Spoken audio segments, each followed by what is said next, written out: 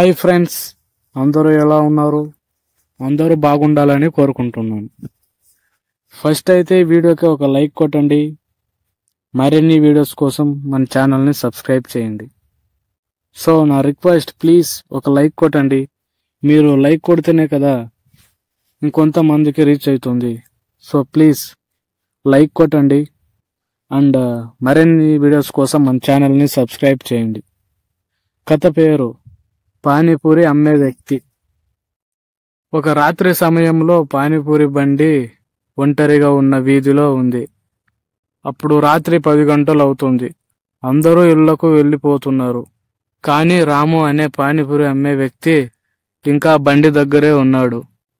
ఆకలితో వచ్చిన ఒక కస్టమర్ రాము దగ్గరకు వచ్చి పానీపూరి అడిగాడు. కస్టమర్ ఇలా అన్నాడు, అన్నా, ఒక ప్లేట్ పానీపూరి పెట్టండి. రాము సాధారణంగా ఇస్తాను అన్నాడు. రాము పానీపూరి తయారు చేసి ఇచ్చాడు. ఆ కస్టమర్ మొదటి పానీపూరి తిన్న వెంటనే అతనికి కాళ్ళు వణికాయి.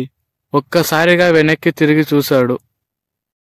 చుట్టుపక్కల ఎవరూ లేరు. ఆ కస్టమర్ ఒక్కసారిగా భయంతో వణికిపోయాడు.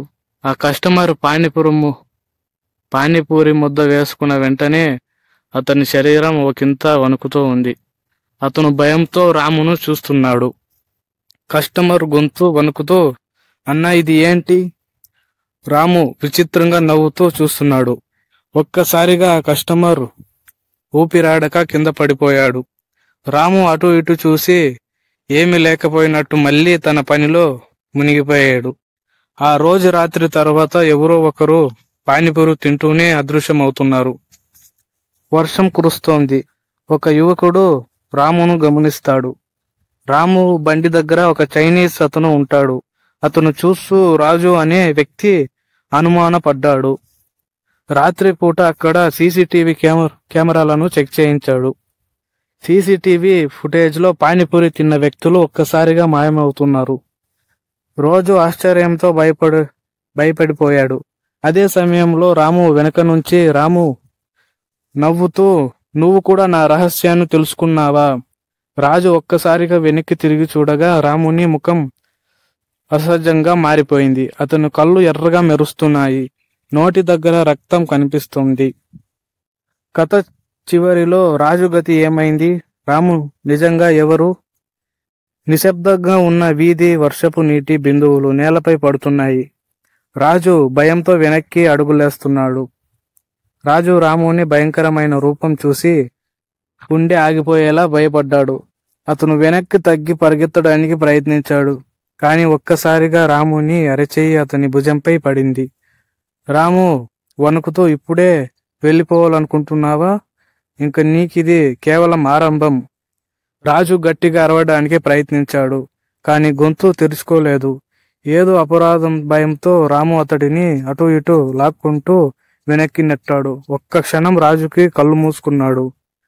తిరిగి తెరిచేసరికి అతను ఒక భయంకరమైన ప్రదేశంలో నిలబడి ఉన్నాడు. పానీపూరి కార్ట్ వెనుక రహస్య స్థలం. చీకటి గదిలో వెలుతురు లేదు. రక్తపు మచ్చలు గోడలపై కనిపిస్తున్నాయి. మూలన మునిగిపోతున్న అనేక అరుపులు. రాజు తన చుట్టూ చూశాడు. ఇది రాముని పానీపూరి కార్ట్ వెనుక భాగం. కానీ ఇది ఒక సాధారణ ప్రదేశం కాదు. గోడలపై రక్తపు మరకలు, మూలన బతికే పరిస్థితిలో లేని కొన్ని శరీరాలు కనిపించాయి. అక్కడ ఉన్న ఒక అర్ధచేతన స్థితిలో ఉన్న వ్యక్తి రాజును చూసి ఫిర్యాదు చేసేలా ములిగాడు. బ్రో, దయచేసి మాకు సహాయం చేయి. రాజు ఒళ్ళు భయంతో అతను వెనక్కి తగ్గేలోపే రాము ఇలా అన్నాడు, నవ్వుతూ, ఇప్పుడు అర్థమైందా? నువ్వు చూస్తున్నది నా నిజ స్వరూపం. ఇక్కడికి వచ్చిన వాళ్ళు తిరిగి వెళ్లరు. రాజు తిరిగి బయటికి పారిపోవడానికి ప్రయత్నించాడు. కాని రాము చేతిలో ఒక పదునైన కత్తి మెరుస్తోంది. వర్షం కురుస్తోంది. రాజు చివరి ప్రయత్నంగా తన ప్రాణాలను కాపాడుకోవడానికి ప్రయత్నిస్తున్నాడు. రాజు వెనక్కి తగ్గాడు. రాము ముందుకు వచ్చి తన మెడపై కత్తిని ఉంచాడు. రాజు ఇలా అన్నాడు, నిన్ను ఎవరూ గమనించరు అనుకుంటున్నావా? సీసీటీవీలో అన్ని రికార్డు అయ్యాయి. రాము ఒక్కసారిగా ఆగిపోయాడు. రాము హాహాహా అని నవ్వుతూ, అవునా? నువ్వింకా గ్రహించలేదా? నేను ఈ ప్రదేశాన్ని ఏ రూపంలోనైనా నియంత్రించగలను. నువ్వు రికార్డ్ చేసినది కూడా నా నియంత్రణలోనే ఉంది. రాజు ఆశ్చర్యంతో చూశాడు.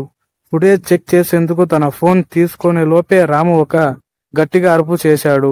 ఆ శబ్దపు రాజు సృహ కోల్పోయాడు. పార్ట్ 2 కోసం